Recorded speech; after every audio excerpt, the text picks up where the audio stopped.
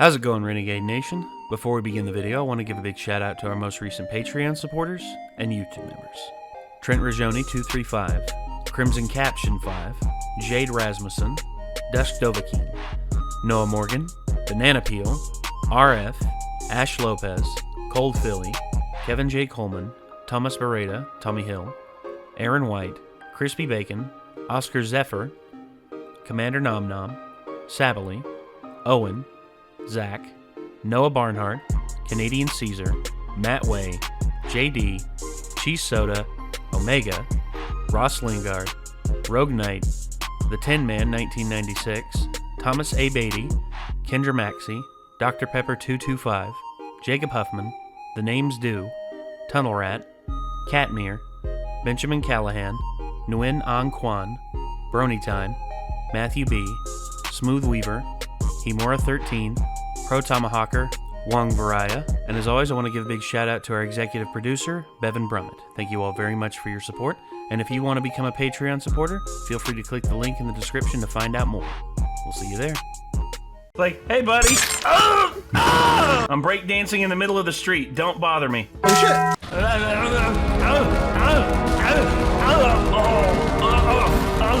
Ah, yes. The last Tremors movie I actively tried to see. I remember when this came out in the movie, or in the movie rental place, it was Video World. Basically, I went in to rent it, not knowing what to expect, and I got a decent film. I'd say like a 6 or a 7 out of 10. Not like Tremors 2, which is like an easily 8 or a 9 out of 10. And same thing with Tremors 1, which is like an 8 or... I'd say it's a solid 9 out of 10. But... I still kind of give Tremors 1 a 10. It's one of my favorite movies. Yeah, it's up there. It's in terms of just like... I mean, does it have its flaws? Yes. Oh, absolutely. Is it still like 100% enjoyable despite them? Yes. Yes. Well, I think it's a film that's actually made stronger in certain ways by its flaws. Yeah, you can say that, I guess. I think, and also, this is the second kill count of the Tremors franchise that we're watching after the unfortunate passing of Fred Ward, and this is the first one without Fred Ward. Which, there you go. I guess that's just very sad. Yeah, it is. But hey, he made an impact. Sorry, I said that while I was yawning. I can't control my lack of oxygen that makes me yawn like asthma shit. It's fair. But anyway, we have the kill count for Tremors 3 Back to Perfection lined up here. Let's take a watch and see what old Zoran's got for us. All right, Zoran. Don't do anything crazy now. Gonna film a Tremors kill count. What the f? Oh, hey man, sorry. Forgot to tell you, the set's under construction. Where did James come from? Where am I supposed to film? He That tunneled is in. not my problem. See ya! Well, shit. Figure it out, dickhead. Welcome to the kill count, where we tally up the victims in all our favorite horror movies. I'm 2017 James A. Janice, and I'm taking things back to where it all started, just like... No, Zoran, no. I think it's because this was the last one they filmed on this set before they moved fully. To be honest, though, I really fucking need that poster thingy. What, the Gravoid one back here? That is amazing. I like that. I like the Frisbee. Yeah, that's cool too.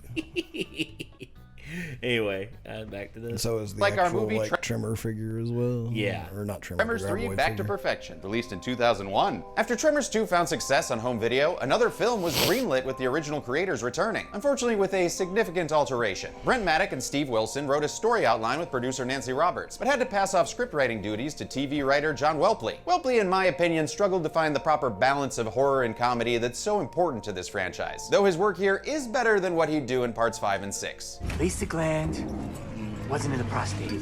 Oh, God. Tremors 3 also faced an insanely short 22-day It's, shooting. it's a cringe joke, but it still gets a giggle from me. Again, it's Jamie Kennedy. I don't know. I like Jamie it, Kennedy. okay. The first thing and only thing I found him funny in was Malibu's Most Wanted, and that was in like the first 5 minutes of the film.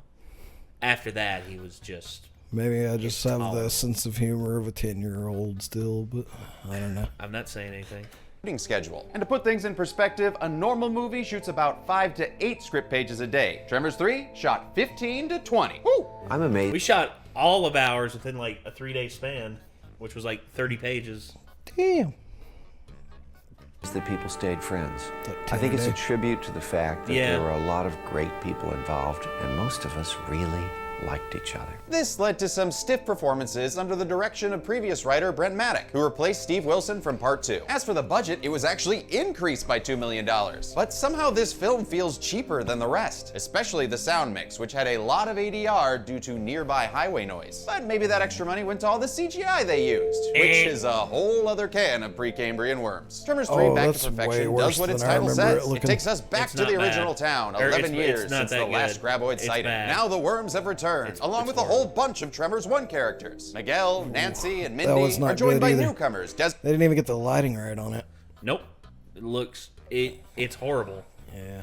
It's just so Jack and Walter Chang's niece, Jody. Oh, and that twerp Melvin also returns. But writing this script, I realize he's so insignificant, I could leave him out of the kill count entirely. Sorry, Melvin. You asshole! But something I'm not sorry about is getting a real sponsor for today's episode with Raycon. I just got my pair of Raycon's everyday earbuds, and much like my Jamesy doppelganger, I am loving them. I've been using them to listen to music while putting up this here set, and while getting into peak kill count host condition. And I can even make calls anytime with a built-in Bluetooth mic. look Plus, at their the optimized gel cookie. tips keep them secure in your Looked ear like holes my through kitty any cat. tremors you might experience. Not to mention with 32 hours of battery and 8 hours of playtime, you'll never get bored when you're stranded on any residual boulders. All that, and they're half the price of other premium audio brands. But they sound just as good. It's no wonder they have over 48,000 5-star reviews. So shop now at the link in the description, or go to buyraycon.com/deadmeat, still used where you earbuds can unlock ever, I'd be exclusive interested in deals it. for 15% I off actually got a your pair from my Raycon little order. sister. Will this third She stage likes in them a lot. evolution be enough to make our returning cast of perfectionists extinct? Let's find out. And you know what? I'm sorry. I don't know how the hell James wore this. I'm gonna change. Mwah. Oh, sweet flannel, how I missed you so. All right, let's get to the kills. I think James wore it because he wanted to like show off. The movie begins with a Scream 3 fonted title card physique. that they leave on just long enough to trick people into thinking this is the first film. It is not. It's dawn in El Chaco, Argentina, where a news crew meets up with a man who ain't afraid of no ghosts. Or graboids, for that matter. Burt Gummer. Once again, and only able to be played by Michael Gross. He explains that a graboid in the area evolved into 6 shriekers instead of the 3 seen in Part 2. A mistake the creators actually admit to in the Stampede Entertainment website's comprehensive FAQ, which they still update to this day, and I highly recommend you check it out. Damn. After gorging themselves, the shriekers become a very large horde that I'm not looking forward to counting. Patience, mi amigo. You're right. Let's see how many you actually kill with Jesus! A twin-mounted Browning M2 HB anti-aircraft gun? Yep. Woo! Way to step up your game, Burt. This was an actual World War II turret mount that was brought in and fully controlled by actor Michael Gross in this scene. But first they had producer Steve Wilson test it out for him. Took here, dust rose up around me. It was like, sitting in the center of hell somewhere. And that hell is unleashed on some reused and flop shots of CGI shriekers, as well as one good practical dummy kill. As the dust settles, we see a swath of slaughtered shriekers. That scene's not as bad because I guess just nighttime. It's in the dark. Yeah. That's the only reason. The lighting's not as terrible on the CGI. Yeah. Light is the enemy of CGI because light, having it basically cascading down, it's like, why is there light cascading down on it when the sun's back there? Huh. That's weird. Again, if you want good info on how to do like good CG and what to look for, go to Corridor Digital. They have ruined me when it comes to like looking at CGI in films because I'm just like, God dang it, Nico! Why did you put all this info in my head? I mean, it's like I could just kind of look at it most of the times and just be like, that doesn't look great. Yeah, even Nico, without knowing all that stuff. Well, again, like if you want it to be even worse, watch Nico, Ren, and Clint and all of them. Well, Clint's not with him anymore. He broke off and he's doing his own thing. But yeah, watch Sam is also really funny. Check all their stuff out. Oh my gosh, it's atrocious, but funny.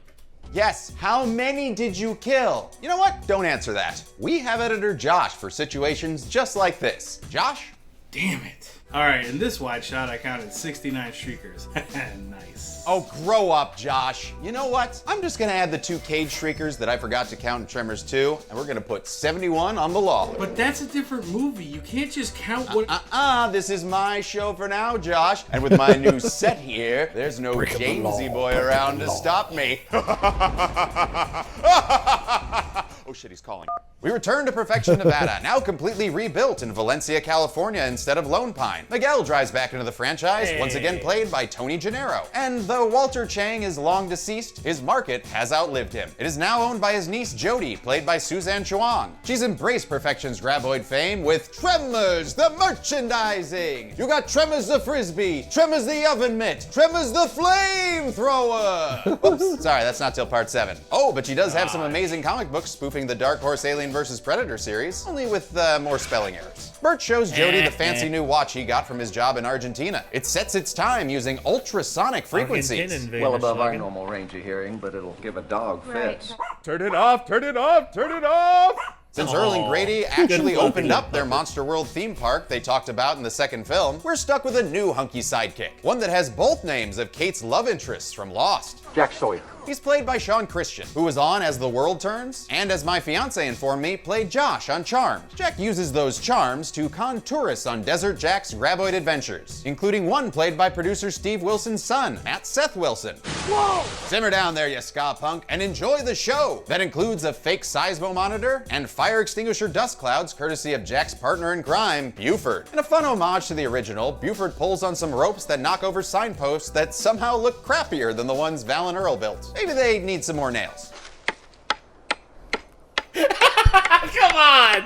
Let it go, man! I'm gonna if I ever meet Kevin Bacon in real life, I would hate to do it, but I'm gonna hand him a nail and a staple and just be like, and just like have a post sit behind him and be like, this is your redemption. This is how you're gonna redeem yourself. And it's like a real slow motion shot, and pow, first time. And I'm just gonna be like, let it go, internet, let it go. Actually, what's going to happen is he's going to fucking miss it like 13 times, and he's going to turn around and throw the hammer at your head. Make a kid have that bad hand-eye coordination. Come on. Well, he is older now, but... Danger with a flick of a switch and a slogan that rhymes. All right, just stick with Jack. You're going to make it back. After the tour, Jody scolds him for not having a better catchphrase or business plan. I try not to plan too much. Oh boy, you are not gonna do well in this franchise. The next day, we see some more familiar faces. Nancy Sterngood, again played by Charlotte Stewart, and her daughter Mindy, played by the brick that drowned Ben Folds, Ariana Richards. She's there with the pants she's fixed up for Jack. I mean, at that point, I'd just throw them away. That's right. New set, new rules. Something's wrong. Damn it, Zoran! Mindy welcomes Burt back to perfection. She, too, is a recent returnee, having broken up with her boyfriend Angus, dropped out of college, and now works at the Arby's in Bixby. Bixby's back, baby! Mindy Poe goes away, and Jack heads over, amazed that their gasoline is finally lead-free. He tries to get Burt to be part of the tour, but Burt ain't interested, since Jack lacks any real family ties to this town. During this exchange, there's a cute moment with one of the tourists. Mom, take a picture of me with the Tremor. They're called graboids. Ha! I told you, Mom! Tourist Mom is played by Mary Gross, a former SNL cast member and real-life sister to Michael Gross, whom she thanks for letting her be in his movie. Thank you so much, Mr. Goober. Well played, sis. Well played. Burt gives Jack one final rejection as Buford the lapdog Mannon shows up in his dirt buggy to be a dirt bag towards Mindy. Jack scolds him with his best foghorn leghorn burn. Boy, you're about as sharp as a bowling ball. Before taking another group of rubes out, including a man dressed as Rhonda LeBeck from the first film. Looks like geologist cosplay goes both ways. Their amateur hour show is given a boost of credibility when a real graboid attacks Buford from all sorts of wrong angles. A refurbished practical graboid emerges with Buford's legs dangling from its gaping thresher maw. He's then sucked into the graboid's gullet, never to perv on Mindy again. Amanda LeBeck makes sure to take some photos, because if there ain't a picture, then it didn't really happen. Not fully filled by his amuse Buford, the graboid unleashes its buried puppeteer on Jack. He and Mindy are chased onto a rock where they throw some bottles and a fucking wisp of paper to distract the graboid, allowing them to make an escape. Back in Burt's goddamn rec room. He monitors a seismograph and lets everyone know he's got one! The graboid alarm blares, interrupting Jody's complaints about her new graboid statues. The shipment of graboid has 4 tentacles instead of 3. They look ridiculous. Yeah, ridiculous. Everyone gathers at Graboid HQ, where we learn that there are 3 graboids in the area, according to Burt's high-tech geophone monitoring system. It's all based on Rhonda Lebeck's geological research. Oh, you might want to pick up that name you just dropped. After that, it's time for a planning scene. What new and interesting ways are we going to fight these pesky Precambrian prowlers? Oh, by graboid fishing with our sea cars. It seems a little familiar, but hey, the Matrix taught me one thing. Deja vu means that there's an agent around. Agent Frank Statler. Right on cue. He's here with Agent Rusk and a paleontologist named Dr. Merlis to enforce a ban on graboid hunting due to their endangered status. They want to try and capture one alive for study, but Burt argues they'll evolve into shriekers before that can happen. Statler says not to worry. The government will happily relocate everyone out of perfection and compensate them fairly. Eminent domain. And people call me paranoid. A nice callback to Burt's fears from the first film. Eminent domain. That night, Burt's seismo monitor goes off, so he grabs his Grizzly Big Bore single-shot 50 caliber Browning machine gun rifle. Just call it the Grizzly, Zoran. He's outside to check the perimeter, which is now surrounded by a solid concrete graboid barrier of his own design. It's a much better design than the one used for our first ever fully CGI graboid. Yikes. But I do not blame the VFX team for this reptile dysfunction. The CGI was handled by Linda take Drake, it back. Kevin That one's at Kuchaver, night too, and it still looks fucking awful.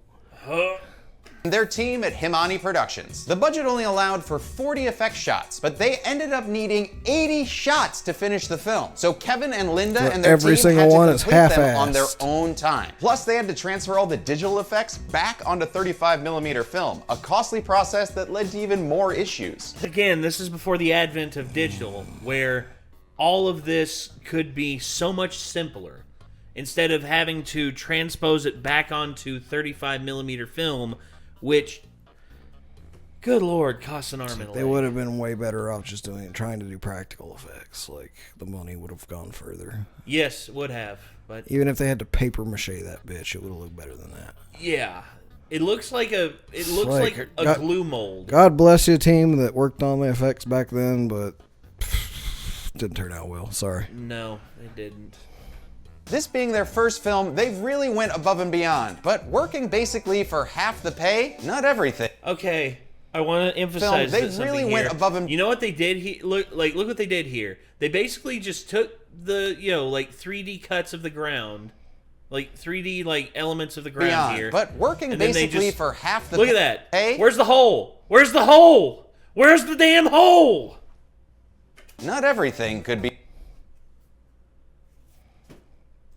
perfection. And also, there's no push-up of the dirt around it. At Chang's, the men in Black return from an unsuccessful graboid hunt. Did you check the subway? I know that's where Jeff lives. Man, that Agent Rusk looks so familiar. Oh shit, it's the same guy that played Carmine the construction worker from part 1. You know what? Have a beer to commemorate your long-dead Mario brother. Jack convinces the G-men to enlist Burt's help in catching a graboid. In exchange, they agree to let Burt keep his home. So guess it's back to graboid fishing again. Can we get something new in this franchise, please? Oh, what do you got there, Dr. Merlis? A graboid egg. Oh, pretty cool. Even if yours is broken. Mine's still unhatched. Zoran. Burt's license plate returns, as does the Grady chain from part 2, which they'll use to lure a graboid out into the open. They're trying to get it to swallow a big bag of Trankerade. But before they can do that, this stock footage of a graboid from the first film literally barrels into Burt, and in a shocking twist, ingests our franchise hero. Of course, if you've seen any of the posters for the next 4 movies, you'll know that this is just a clever fake out. 4 doesn't count because 4 is a prequel. Burt tells Jack he's running out of air and needs him to corral the graboid towards his graboid wall. So, Desert Jack's off. I mean, he left. He left. On a high-speed chase that sends him through a fence and our first graboid to the hunting lawn. With the graboid dead and Burt running out of time, Jack gets a groovy plan and starts digging like a moron before going all Ash Williams on the beast in a fun and sloppy sequence. Which actor Sean was a little freaked out about. Don't let me hit this guy with this chainsaw because my life will be over. Jody shows up for no good reason, and Burt... I was going to say, why not just show the shot below of like him cutting into it? Like if he's putting the thing in the hole, take the chain off. You don't have to have the chain on. Like that's dangerous, man. You could have hurt the guy down there. Right. Burt is rebirthed into the franchise in a fun yet uncomfortable scene for Michael Gross. It was cold. It was a little like being in a grave. It was a little scary. But that didn't stop this professional from completely nailing the scene. I prefer we keep this between us to ourselves. Truly living up to the name, Michael Gross. Miguel joins up with Burt, Jody, and Jack as they try to reach the government boys, last seen chasing a graboid. They were chasing it. It wasn't chasing them. I don't like that. And I don't like that Dr. Merlis just got here looking like he came from a foam party in Ibiza. Turns out he sprayed himself with a fire extinguisher to stay cold when confronted with a bunch of shriekers, adding another graboid to the hunting log since it died during shrieker birth. Merlis then channels slow-ass motherfucking Pedro as he takes forever to explain where the other agents are. Russ, they're torn to pieces. And with that, we can add them to the count, eaten off screen by a couple of screamy screamies. That's gonna At be least the we've got dull Dr. machete. Merlis around who can die in the sun like a wad of melted ice cream. Hey Bert, do you think the Dead Meat fans will like this lame trifecta of deaths? No. Yep, me neither. Bert uses infrared tracking to find that the shriekers are already multiplying. They head off to a box canyon while Mindy and Nancy just head off to a box. At the canyon, they get ready to start planning when they're visited again by the CGI-oid. That's just Spanish for white. Okay, whatever. The white one, basically. That's like if you attribute it to something, then that's it's. It was based on an Spanish is a idea for an strange unproduced Tremors TV show Wilson and Maddock developed in 1993, which saw Val and Earl as monster hunters fighting tree octopi, killer shrimp, ghost Sasquatches, hillbilly vampires, and a great white worm. Later, during the actual series, El Blanco got the full practical treatment thanks to K&B Effects. El Blanco does his little wormy dance, then goes back to being a buoy in the sand. With their walkies on the car, there's only one thing for them to do now. Yes, we just wait. For what exactly? Is it a mostly 80-yard conversation about clouds? Because here it is. Most people prefer your dramatic cumulonimbus clouds. Clouds? I've always had a weakness for a cirrus. Yeah, not worth Clouds? the wait. Well, El Blanco tries to liven things up by cross-dissolving and hotboxing Burt. But even high, this scene is boring AF. Professor Miguel says this graboid reminds him of an albino goat he once had. The goat couldn't have kids, so that must be why El Blanco hasn't turned into Los Shriekers. Just to be clear though, being albino does not make you sterile. It makes you emit EMPs and hang out with Jeff Goldblum. Yeah, bet you forgot powder was a thing. Jesus Christ. I saw that movie when I was a kid. Flipped me out.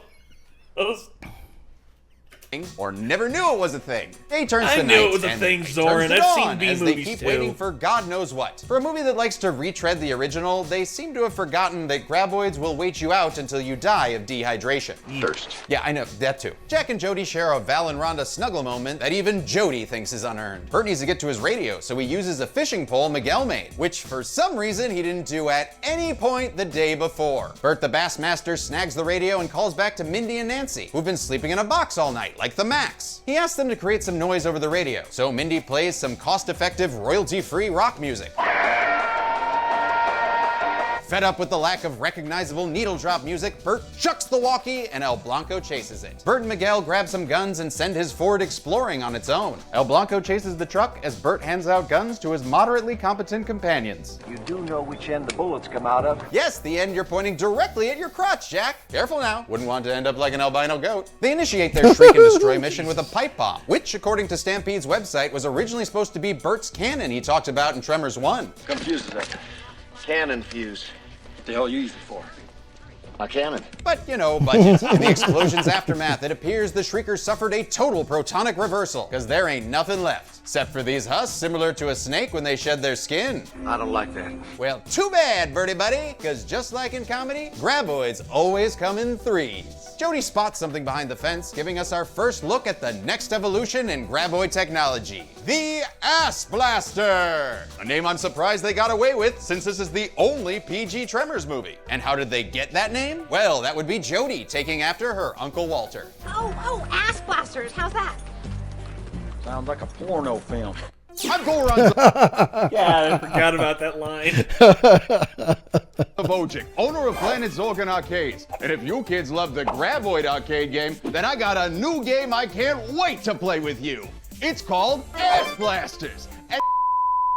Planet Zorgon Arcades closed for extended parole, or renovation. The Ass Blasters were designed by the thrice-returned Tom Woodruff Jr. and Alec Gillis, who drew inspiration from real-life bombardier beetles. Who creates a mixture of organic chemicals within its own body that, when they are combined, they become explosive, and it's used to propel the beetle from one point to another. Also, it's used to stave off predators. A bombardier beetle was, got approached by a tarantula. Tarantula was about to nom down on that boy, and he was like, nuh-uh, boom! And basically it ignited and combusted so hard, it actually killed the tarantula. Damn. I was like, whoa! That was awesome! I remember seeing that in science class and just being like, no way! Oh, that's just fucking amazing! They were brought to life with a combination of CGI and practical puppets. And I will say, I think for its time, the AB CGI turned out much better than the GB CGI. Thanks partially to on-set references from Amalgamated Dynamics. The textures for the creatures were all taken off of real photographic stills that we shot on the set, and also we went to their shop and photographed as well. Hey, look, So now that these suckers can fly, they separate Miguel from the rest of the group, who fire at a bunch of pixels till they land a hit. The blaster launch pad McQuacks its way to the ground, but not before unceremoniously knocking Miguel off the cliff to his death. What a shitty end There's to a lot of Professor dull Miguel. machete deaths. I'll miss you, fucking Damn it. movie, isn't there? Yeah, again, Miguel, I think, I was sad whenever Miguel died, because I remembered him from the first one. I'm like, damn, we get to see Miguel again. Yeah. And then he dies like this. Why? Why kill off Miguel like that, man? Kill off Jack. He's much more useless. Albino misunderstanding bastard. Distraught over the cattle rancher's death, the Ass Blaster ends its own life by impaling itself on a fence. Back in town, Mindy and Nancy are evicted from their box and chased into the store. The practical effects team bursts through the door and makes a cameo appearance. But since the puppet fails to get in, this ends up being a job for dun-dun-dun-dun, CGI! The Ass Blaster terrorizes Mindy and Nancy at the deli counter without taking a number. Mindy then tosses a ham into the fastest microwave on the planet because after 3 seconds, she's warmed up a hammy distraction for the blaster's heat sensors. The monster turkey gobbles up the worst pizza toppings as Mindy and Nancy hide in a very warm-looking freezer. No, ham's a good pizza. Ham and pineapple. Pineapple, okay, pineapple I agree is not a good pizza topping. But ham's a good one. I like ham on pizza. Freezer, member! Burt and the gang discovered that the dead Ass Blaster was carrying a graboid egg inside its belly. So it's a graboid to a shrieker. One of these here new things, and finally back to a graboid. Thus completing the graboid life cycle and this franchise. Oh shit, that's right, there's 4 more. I don't know what's left. Swimming, doing someone's taxes. If Bert's there, I'd still watch it. The Ass Blaster starts leaking Malox and barbecue sauce with explosive results. This is the reactive stomach acid used to ignite their farts and blast off so they can spread their eggs over long distances. Our science lesson concludes when another Ass Blaster is heard in the distance. So it's time to make a plan to hide some body. Jack. They find a Your mattress desert of convenience and make their way across the desert, avoiding detection all the way back to Bert's. Say it with me now. Goddamn rec room! Burt tries to radio Nancy and Mindy next to some white bricks, calling back to the graboid attack from the first film. A music cue then tells us it's time for another beat of forced romance. Nope. What are you doing, movie? Jody's not a geologist. Romance only happens with geologists. Before this non-geologist can express her true feelings for Jack, she's cock-blocked by an Ass Blaster. Say that 5 times fast. Not in front of your parents. The pre-Cambrian party crasher shows off his new hat while everyone heads into a nearby safe room for another MRE commercial. What is all this? Food? Better. MREs, most dense, most nutritious food known to man. The Ass Blaster uses his butane butt as a torch to get inside. So Burt and the gang use a super Dad cool says butane's a Scooby-Doo bastard escape gas. hatch to get away. Wait, what happens if the Ass Blaster eats all those delicious and nutritious MREs? Ass Blaster Blitzkrieg. Best line in the movie. If the Ass Blasters are like shriekers, when they eat enough, they'll multiply like jackass rabbits. Burt prevents this with a well-placed gas can as he makes his escape. The plan works, and Burt's place goes up in a massive amount of flames, adding another Ass Blaster to the hunting log. While the explosion continues, Nancy radios and says that unlike shriekers, food is a weakness of Ass Blasters. Turns out if they eat too much, they go into a food coma. That means everything would have been okay if they'd eaten all those MREs Burt just blew up. What kind of supreme being would condone such irony? I'm gonna go with Alanis Morissette from Dogma. Don't you Yes. think? The explosion attracts more ass blasters, and the human peoples head to a nearby junkyard in Burt's sentient night boat. Hope there's a canal nearby. Somehow they make it across the relatively flat plains and crash the boat near a billboard for that Melvin subplot I'm ignoring. They're spotted by a roosting blaster and take shelter in the junkyard. Jack acts like a brave little toaster boy, spotting the AB and pushing a refrigerator onto it. But he's not dead, he's just pining for the fjords. And he'll be back later. With the Great Burt Fire of 2001 having dispersed, the ass blasters turn their attention to our heroes, forcing them to flee to a nearby Their porta flying potty for animation safety. looks What a very bad, weird too. angle for It's a Birdemic, basically. And they're just like, yeah, again. And he'll be back later. With the Great This is almost Birdemic Burt levels. Fire of 2000. There is no depth. There is no focus loss with these creatures in the distance.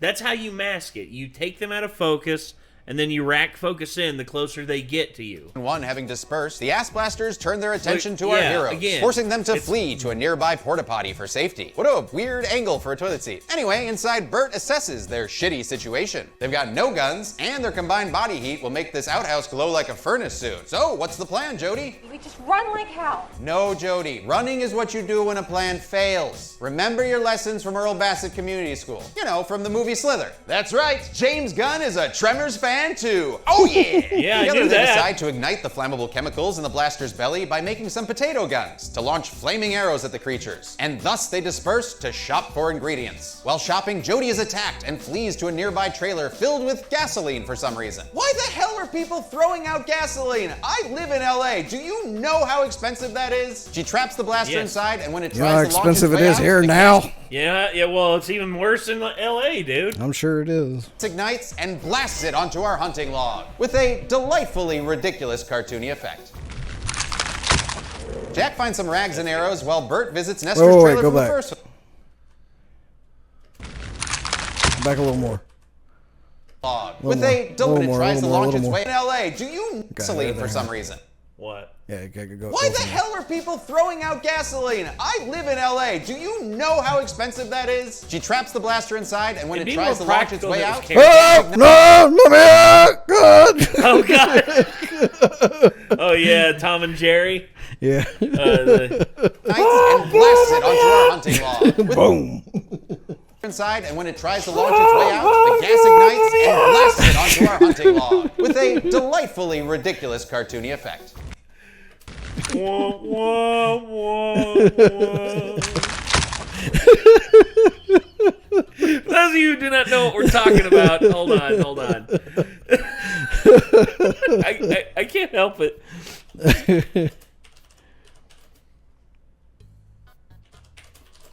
Here it is.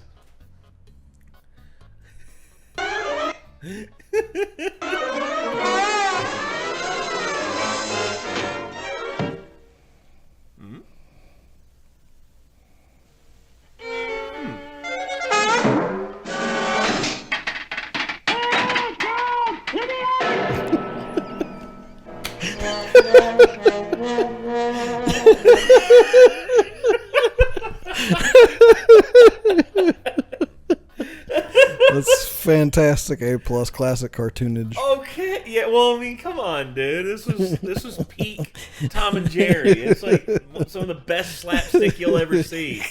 Period. Oh.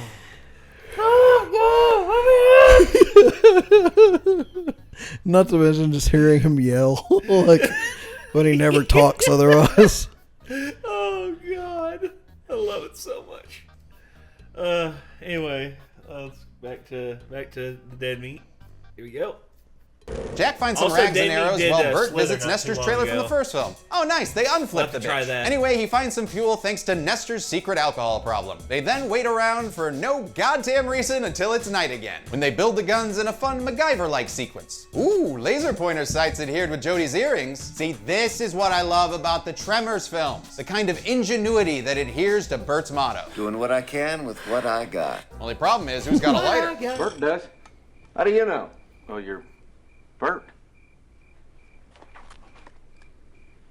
Damn right I am. Okay, Whelpley, I'll give you that one. That is good writing because it's within character and is a solid joke. Take note, convenient plot boats and mattresses of earlier. Looks like it's time to test their invention on an incoming AB. They light that sucker up, resulting in a triumphant explosion of way too many dry guts from odd angles. Damn it, is that PA from part 2 back? Well, in any case, this hunting log edition gives us another great Burt line. And that's why we're at the top of the food chain. The next ass blaster attacks the trailer, comically knocking down Burt like a blood bucket at prom. Jody takes charge and shoots the blaster from a second skylight. The ass blaster explodes in stuttery slow motion and takes out the side of the mobile home with it. All right, time to wrap things up. So just fire your arrow at that last one and miss balls. Sons of bitches are always on a learning curve. Yep, Hooked on Animatronics worked for them as Jack is attacked by the practical effects team. Burt and Jody make sure Desert Jack makes it back by sticking a flaming spear right into the creature's tush. Ouchie! They take cover as the final ass blaster is added to our log. Oh, well, I guess that's it for the movie, right?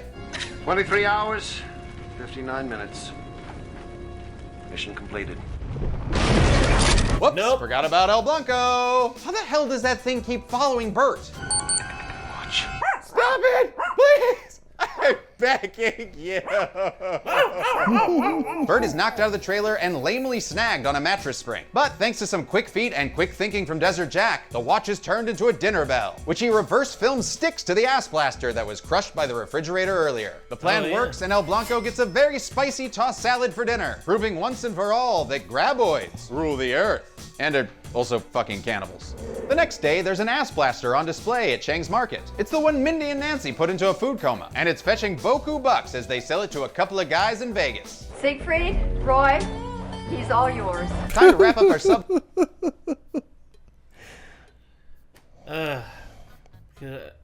I can laugh now because both those guys are dead, but back when Roy got hurt, you remember hearing about that when Roy got almost decapitated by the pet tiger that they had? Yeah. Whew. I saw the video. That's just terrifying. Our romance plot with Jody going along with Jack, who got a new job managing a car wash in Bixby. Oh, he's in the bathroom. Meanwhile, Burt finishes out the movie with that Melvin subplot I've been ignoring. That little wedgie's been trying to buy up all the land in perfection, but Burt tells him it's a no-go because El Blanco is still alive. And because it's the last of its species, perfection has been deemed Sorry, that CGI right there about made me have a nervous breakdown. Protected territory. So the movie You know what's even worse about that CGI? Let's go frame by frame. Look at this. The actors having no reaction at all to it. Yeah, look at this. Look at it. Like the bastard comes out and everything is normal. Like, yeah, it's like you would think he would jump back. Like, you're like, oh. Because it's the last of its species, perfection has been. They have like. I mean, he did a little bit, but like not as much as you would expect one to. Protected territory. So the movie ends with Burt driving off to film 13 episodes of the sci-fi Tremors series in Mexico. Anything to add, Melvin? God damn you, Burt! And I hate that hat! Was the third course in this big long smorgasbord of a franchise as filling as the first two? Let's find out and get to the numbers. Oh, looks like El Blanco's here. That's much better than what we got in the actual film. Pretty much. Still looks better than the CGI. There you go. Yes! It's me! Late, aren't I? Yep. A bit. 5 people died in Tremors 3, all men, giving us a chart bluer than the language used to describe this new graboid evolution. With a runtime of 104 minutes, that gave us a kill on average every 20.8 minutes. Burt's hunting log adds 2 graboids, 7 ass blasters, and 71 shriekers. And I'm not counting any of the shriekers that evolved into ass blasters as they just shed their skin. Besides, 71 should be enough, you greedy bastards. And it gives us a perishing Precambrian every 1.3 minutes. I'll give the golden chainsaw for coolest kill to Buford, mostly because it's our only practical graboid kill. Dull Machete for lamest kill will go to Agent Statler and Rusk, who died off screen. Lewis' death was lame too, but at least he looks like he went a few rounds with the Stay Puft Marshmallow Man. Burt's hunting trophy goes to the ass blaster blown up in the trailer. Thing died like Daffy Duck in a Looney Tunes cartoon. Seriously, it's ridiculous they went there. I love it. And that's it. Tremors 3 Back to Perfection came out in 2001, and while it has some good moments, it's a big step down from the first two. The movie leads directly into the 13-episode show on Sci-Fi that I will only cover if it seems like there's an appetite for them. In the meantime, we'll be switching things up with a prequel set in the Old West. But until then, I'm a man who owns a Pomeranian named the Doctor. This has been the Kill Count. Such a good puffy The foofer. legend begins in the fantastically phenomenal fourth franchise film of Tremors. Return to a simpler time when movie executives said yes to random ideas. Let's just put it in the Old West, and to my total shock, everybody said, oh, that's a great idea. And filmmakers ditched the overused CGI of yesterfilms. Dandy. A true return to form with a return of a franchise mainstay. It's Mr. Gummer! But this ain't your great-grandfather's Burt Gummer. It's actually Burt Gummer's great-grandfather. I feel I've not been privy to critical, most needful information. And together with a quaint cast of kooky characters, This is our army. These are the only ones willing to go. witness the origins of the graboid species. Shells, eggs. Then they came out of one big chicken. Thrill at one man's struggle to keep his hat. No one goes without a hat in China. And see long-standing franchise expectations shot down like a hanging sausage. You missed with a cannon! This week, watch Michael Gross, Billy Drago, Michael Gross, a couple of graboids, Michael Gross, and Michael Gross in Tremors 4, The Legend Begins. Yeehaw! Then on Friday, February 25th, mosey on down for the Kill Count, only on Dead Meat. That's the This is last it one I then? actually watched. The end of rejection. Tremors 4, The Legend Begins, can currently be watched on the pictured streaming platforms. Demi always Jesus. recommends you watch the movie for yourself before its kill count. It's the only way to have your own properly informed opinion. Kill counts are never meant to replace the experience of watching a film. Thank you for watching and leaving all sorts of amazing comments. I mean, the support has been amazing. I said that last time, I'm gonna say it again this time. You're all wonderful. Just want to give a quick shout out to my friend Gina DeVivo, who made the graboid egg and the graboid statue here. She was also the Maniac Pixie Dream Girl in my Social Media Skiz 2 music video. Check that out if you haven't already. You probably all have, so why am I promoting that when I should be checking in on James on the James Cam? So let's roll! Or is it over here? Ah, there he is, taking a much needed dip in the pool. Oh, and it looks like his friend Bruce is there as well. Okay, you two, play nice. Good to see James getting the rest he deserves. So I'll see you in 2 weeks. Until then, be good people. Hell yeah. All right. So yeah, that was definitely CG much worse than I remember as a kid. Yeah, me too. Oh. God, I don't know what else to say, man. Okay. That right there is, without a doubt, I will say I'm knocking my score down to a 6. Not a 6 or a 7 anymore. It's a solid 6, if not maybe a 5. Jesus. And then, of course, 4 I remember a fair amount, but I don't remember as much. But anyway, yeah, this series is definitely something that I I really hope that one day they actually pour some good money into this and they actually do something worthwhile, That's my hope anyway. I mean, I don't know. I mean, it's one series I think could do with like a really quality reboot at some point, maybe. A reboot, or yeah, I would say that a reboot that has Burt come in some fashion. Maybe not the main part of it. I mean, I'd like for like Michael Gross to come back as Burt, but at the same time, I mean, 7 of these films, I guarantee he's got to be sick of it. Either that or it's a paycheck for him. He may love it. Who knows? He may love it. I mean, I don't know. Yeah, but either way, I mean, I'd have Burt. I definitely would have Burt in the film in the remake. Anyway, so that's going to do it. This was Tremors 3, Back to Perfection, kill count. If you all want to see more from the kill counts from Dead Meat, click the Dead Meat name in the title of the video. If you want to see more from us, you know what to do. Hit that subscribe button, ring that bell, and until next time, I'm Nate. I am Nick. See you later, everybody. Bye-bye.